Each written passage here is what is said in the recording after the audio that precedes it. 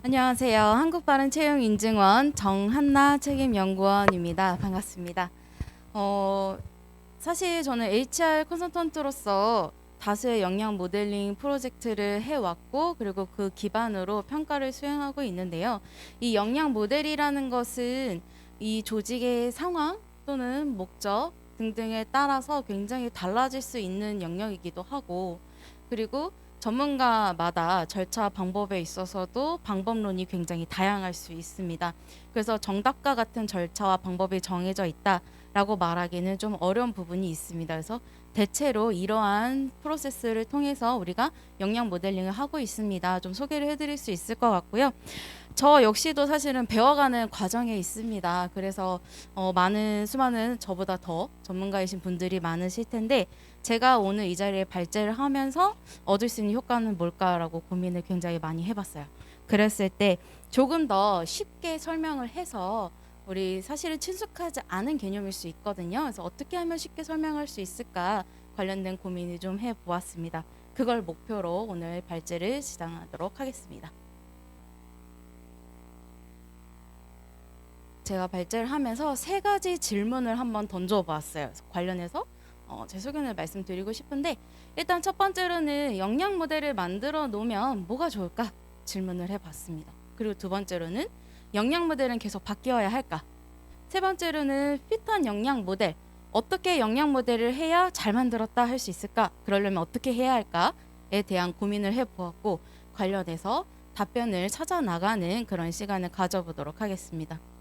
자, 답변을 찾아 나가기 위해서 4개의 순서로 말씀을 드릴게요. 첫 번째는 역량 모델 정의와 필요성, 두 번째는 역량 모델 체계 구조를 살펴보고, 어떻게 만들어가는지 프로세스를 보고, 핏한 역량 모델에 대해서 이 순서에 따라 발제를 하도록 하겠습니다. 첫 번째로 역량 모델링 정의와 필요성입니다. 한마디로 요약해서 말씀을 드리자면 탁월한 행동 특성의 기준이라고 말씀을 드리고 싶어요. 자, 역량이란 뭘까요? 앞서서 이제 교수님께서 잘 말씀을 해주셨기 때문에 이제 너무 잘 아시지 않을까 싶어요. 조금 쉽게 말하면 우리 흔히 일잘러라고 이야기를 하죠. 일 제일 잘하는 사람의 행동 특성이 무엇이냐를 정리하는 게 바로 역량이라고 할 수 있고요. 모델은 그럼 뭘까요? 우리 흔히 롤모델이라는 말 많이 쓰시죠.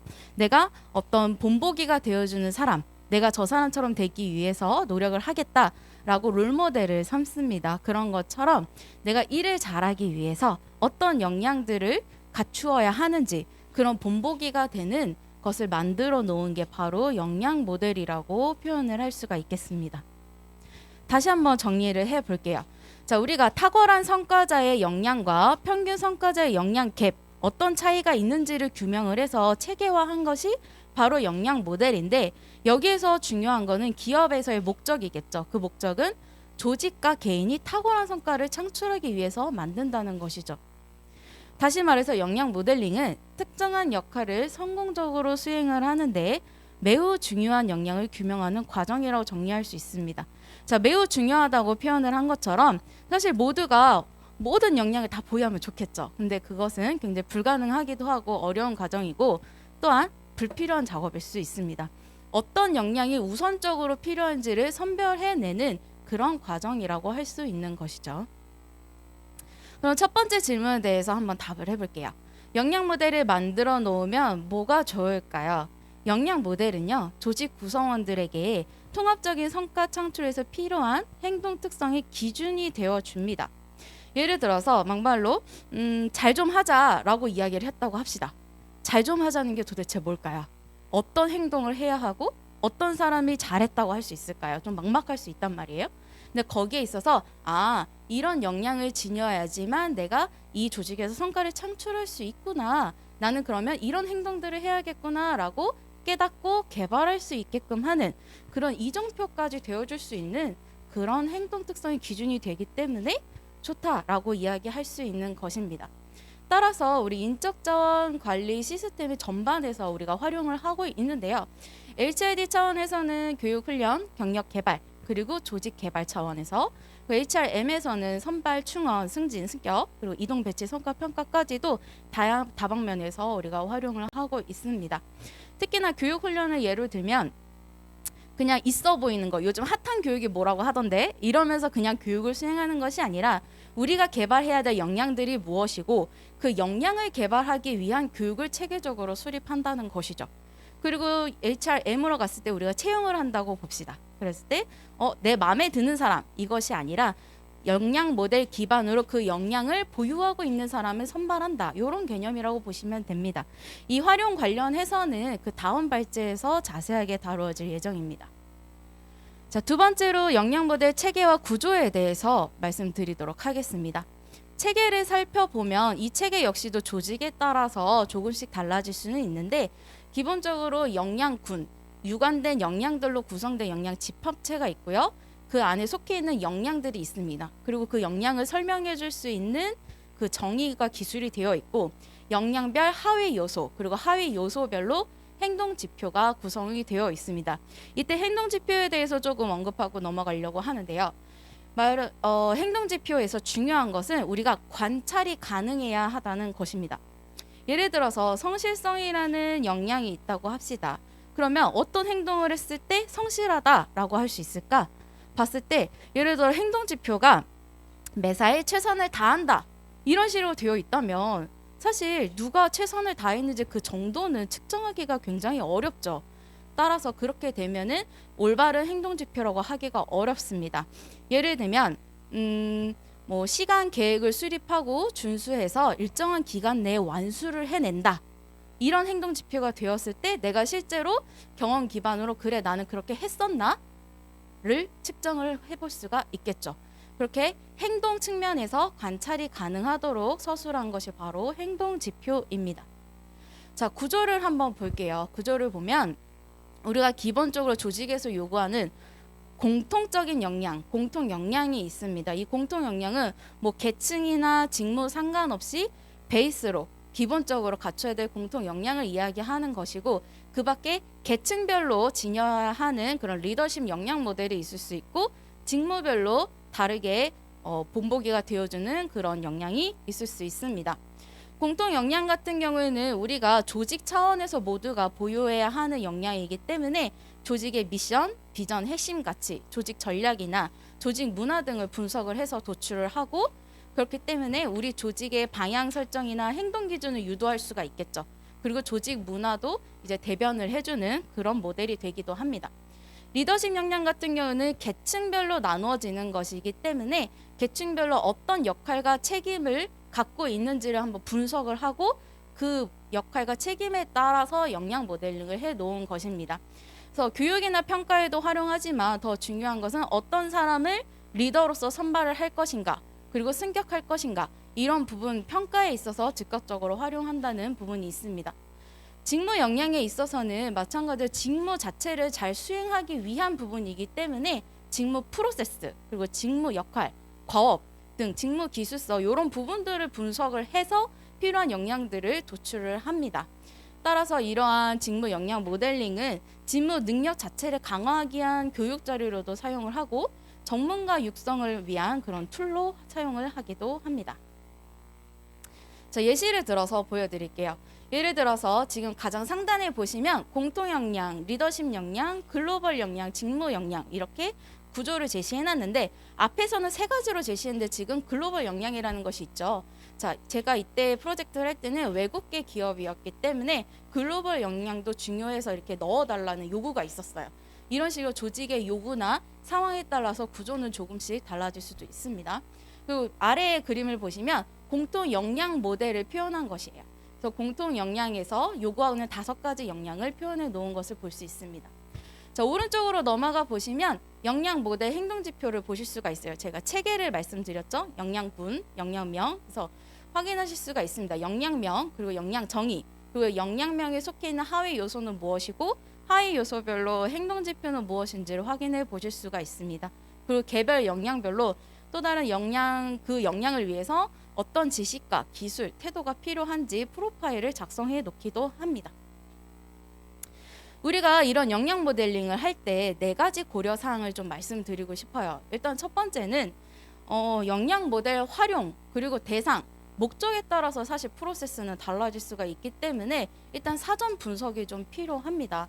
예를 들어서 우리는 기존에 영양 모델이 없어서 새로이 만드는 걸 수도 있고요. 있지만 시대가 변화하면서 새롭게 요구되는 역량이 있기 때문에 리뉴얼을 하고 싶다 이런 목적이 있을 수도 있거든요. 그래서 그러한 사전에 지금 어떤 현황인지를 반드시 분석하고 거기에 적합한 프로세스를 설정하는 것이 중요합니다. 두 번째로는 조직의 경영 방향과 변화를 고려해야 한다는 것인데요. 그러기 위해서는 우리가 연역적인 접근과 귀납적인 접근을 병행할 필요가 있어요. 예를 들어서 귀납법이라고 했을 때는 내부의 탁월한, 우리가 일잘러라고 제가 표현을 했었죠. 탁월한 성과자 인터뷰를 통해서 과거 성공을 이끈 역량을 도출할 수 있습니다. 근데 그것만으로는 되는 것이 아니라 이제 외부 전문가나 문헌 분석이나 이러한 연구를 통해서 미래에 요구되는 역량까지도 포함하는 이렇게 병행하는 방법을 쓰는 것을 추천합니다. 자, 세 번째로는 검증이 필요하다는 것입니다. 사실 멋들어지게 근사하게 역량 모델 멋있다 이렇게 된 게 잘했다라고 할 수 있는 것은 아니겠죠. 실제로 적용할 수 있어야 합니다. 그래서 내용적인 측면에서의 검증도 필요하지만 우리가 행동 지표로 따져봤을 때 실제 우리 조직에 맞아야 돼요. 관찰이 가능해야 합니다. 예를 들어서 뭐 창의성이라는 역량에 대해 행동 지표로 새로운 시도를 계속 해야 한다라고 했을 때 사실 그러한 노력이 필요한 직무도 있지만 아닌 경우도 있거든요. 매뉴얼에 따라서 신속 정확하게 해야 일을 잘한다라고 할 수 있는 그런 부분들이 있는데 적용 가능성을 염두에 두지 않고 그냥 멋들어지게만 만든다, 문구에만 신경을 쓴다 이렇게 되면 안 된다는 거죠. 자, 마지막으로 탁월성 기준으로 활용할 수 있어야 됩니다. 그러려면은 인적 자원 관리 시스템과 연계를 해서 활발하게 활동을 해야 되는데 그냥 페이퍼 워크에서 끝나고 이제 보유만 하고 있는 그런 내용이 되어서는 안 된다는 것이죠. 자, 세 번째로 프로세스를 살펴보면서 좀 더 방법에 대해 말씀을 드릴 건데요. 이 방법에 대한 핵심 키워드는 공감대 형성이 필요하다는 것입니다.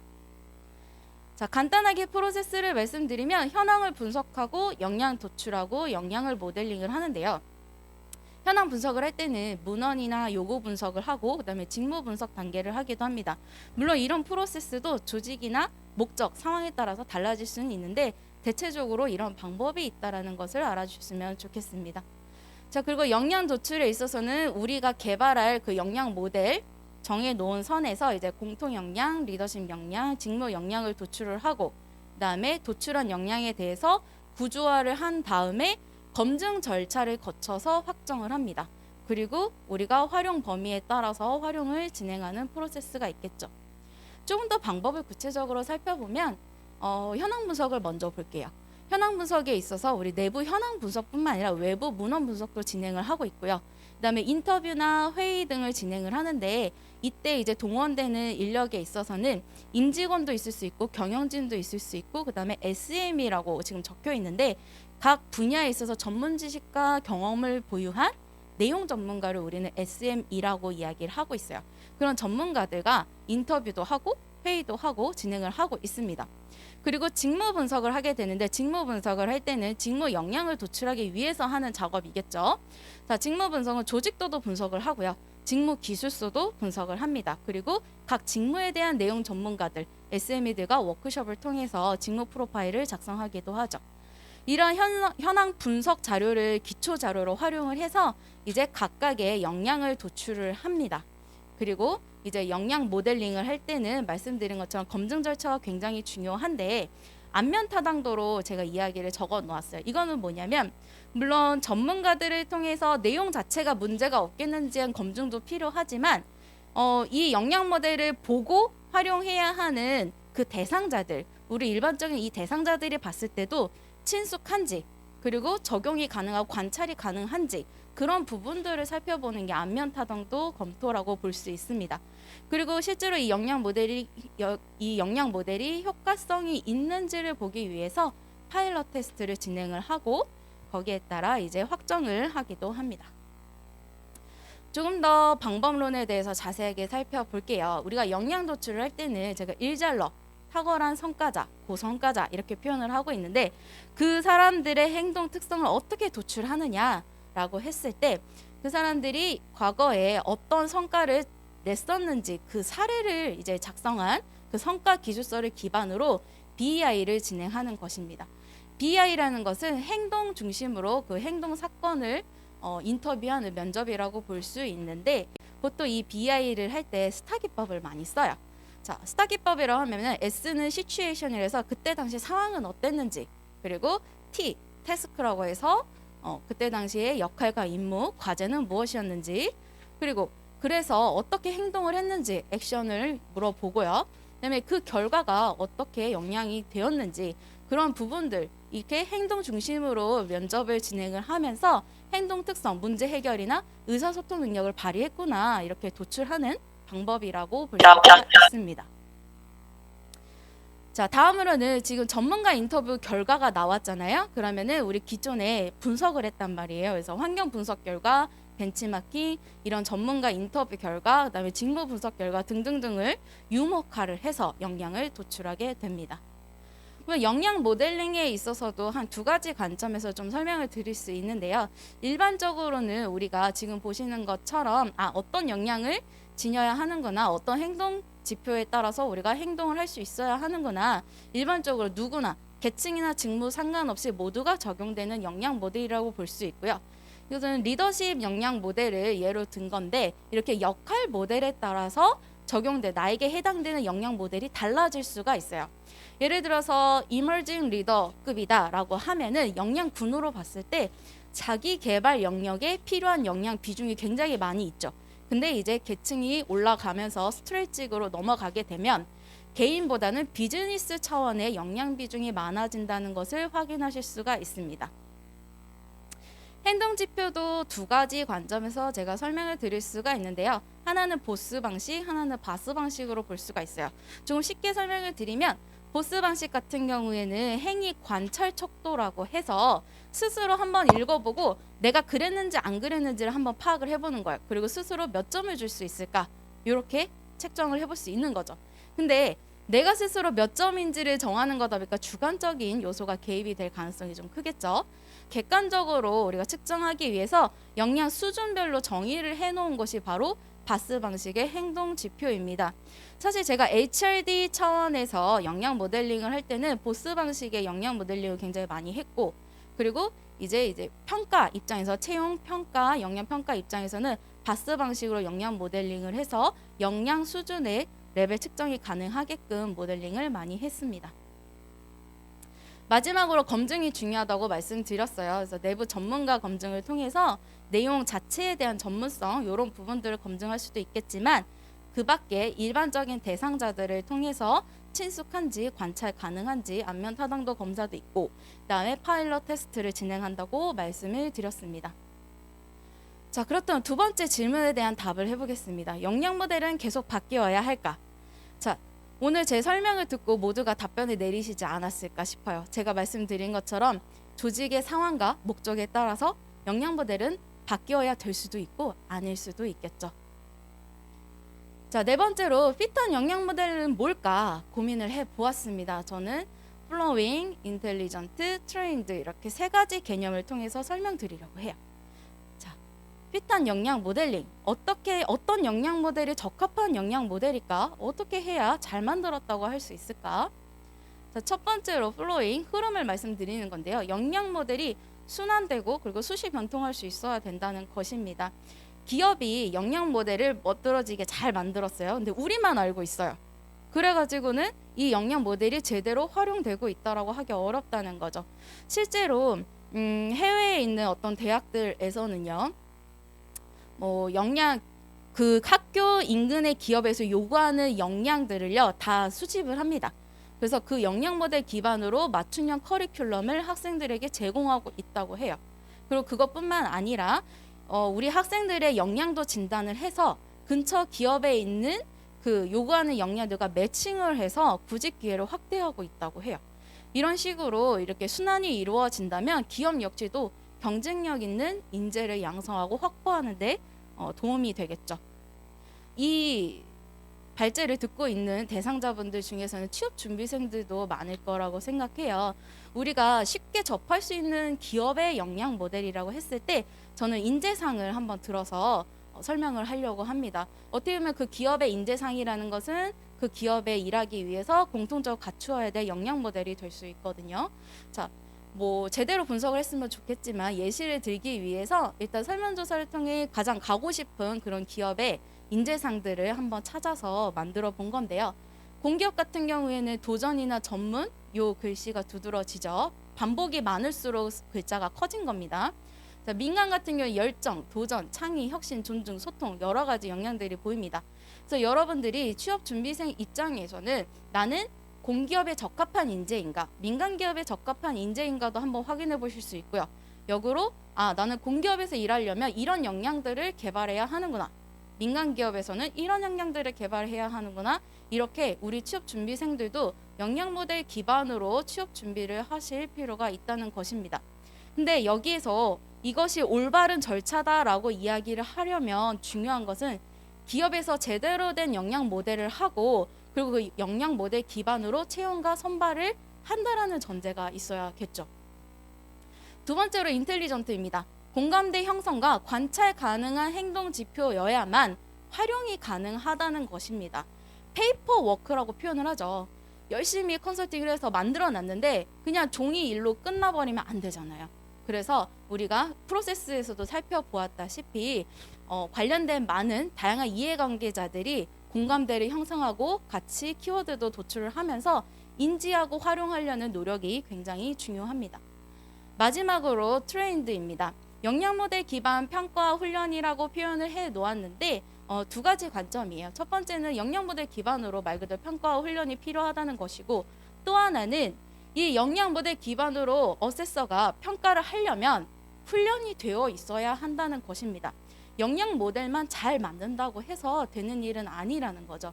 예를 들어서 채용으로 넘어가면 채용 면접관이 우리 조직에 필요한 역량 모델을 살펴보고 거기에 기반해서 질문도 하고 평가도 해야 하는데 그 역량 모델이 내 머릿속에 제대로 그 기준들이 정립이 되어 있지 않다면 적합한 질문도 하지 못할 거고 평가도 하기가 어렵겠죠. 따라서 이 역량 모델을 활용하는 어세서들, 평가자들도 훈련이 되어야 한다는 것을 말씀드리고 싶습니다. 네, 이상으로 역량 모델링에 대해서 말씀을 드렸습니다. 경청해 주셔서 감사합니다.